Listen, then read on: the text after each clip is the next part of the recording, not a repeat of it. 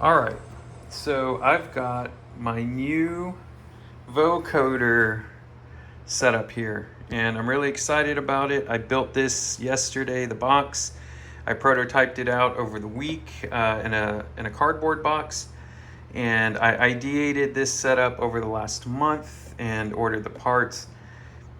Relatively inexpensive. I want to say under $200 for all of it. And I know it's Behringer, and some people, have feelings about that.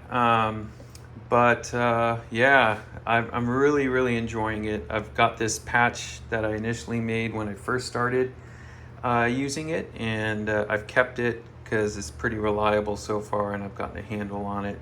You see a little mic cable. I've got the mic set up over here, and I've got my swing that I'm still learning as well. I've got a little loop going on it, and then over here I've got the full synth that I initially built last summer. So it's been a year now, well, almost a year now, because I built it over the summer, and it's been really, really fun to have, and that is obviously what inspired the vocoder. I wanted to add some more vocals to it. I have ordered a Behringer Edge, which is a drum machine, but it won't come in until late summer.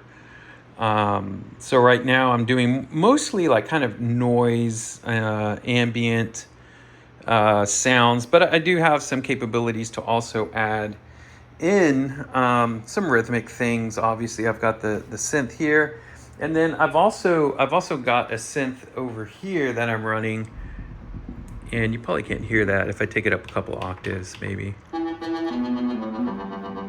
And that's just running through GarageBand, and I have GarageBand set up on here to record, and I've also got my Tascam over here set up to as an interface, and that's been working really well. I highly recommend that unit if you're interested in that.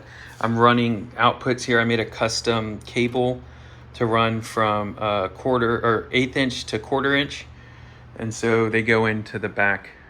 I'll zoom in back there, and so yeah, it's just a really fun setup. I got my LEDs. I'll probably add LEDs to this. I do have a little LED kit to add, so that'll be fun. I'm gonna go ahead and just start raising the volume up so we can hear it.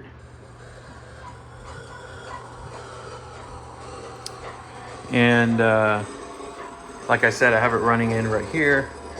So if I give it some volume, and if I come over here, you're hearing some feedback.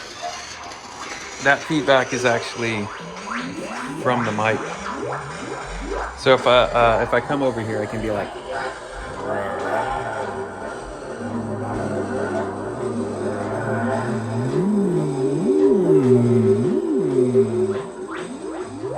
and you get some nice tasty sounds, as Will would say. Nice tasty sounds, as Will would say. And yeah, I've got a lot to learn, but now I've got enough to really cause some trouble. I'm gonna lower this a little bit. So now I've got enough to cause some trouble, and my son is really loving it. I have a son that is also into this with me, and we made a little mix the other day. But I'm really excited to kind of just keep creating and keep making. I don't see myself building out too much now. Now I'm gonna just start recording, because that's been the purpose, and I think I have enough tools now that it's good. And I know I use a lot of Behringer modules, and that's kind of sacrilege in this space, but it's what I can afford in terms of total costs. I still spent like, I don't know, $2,000 or something here. And that might not be a lot for some of you all that have. I've seen some $50,000, $60,000 rigs, but I'm just not in that bracket right now. I spread it out into cycling and hi-fi and a lot of other things that I do, car stuff out there. And so, I'm kind of learning, but I am slowly building out some custom-made pieces, and I'll continue to do that as I learn about it. But right now, I'm really interested in just creating some music. These speakers may look weird. I built them. They're from partsexpress.com. Again, another little project I did during a summer where I wanted to know how speakers worked.